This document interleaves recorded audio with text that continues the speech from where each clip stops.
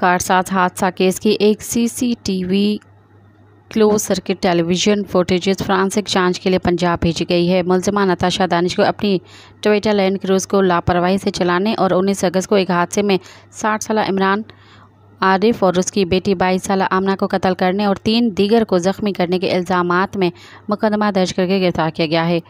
गुज़िश्ता रोज़ तफ्तीश अफसर divisional magistrate के सामने पेश हुए, जबकि मुलजिमा नताशा सेंट्रल जेल बराए ख़वातीन कराची से वीडियो लिंक के जरिए अदालत में पेश हुई। अदालत ने CRPC को दफ़ा 540 के तहत दिफाई वकील की जानिब से मुलजिमा की हाज़िरी की इस्तिस्ना की दरख्वास्त मंजूर कर दी। डिप्टी डिस्ट्रिक्ट प्रोसिक्यूटर ने बताया कि मुमकिन है कि ये इस्तिस्ना सिक्योरिटी खदशात की वजह से दिया गया हो।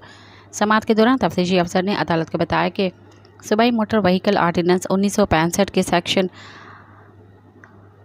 100 शराब या मंशियात के ज़ेर असर गाड़ी चलाना को FIR में शामिल किया गया है। मज़ीद ख़बरन ऐं तफ़सीलात लाइ विज़िट कयो असांजी वेबसाइट www.awamiNewsHD.com ऐं ॾिसंदा रहो अवामी न्यूज़ HD।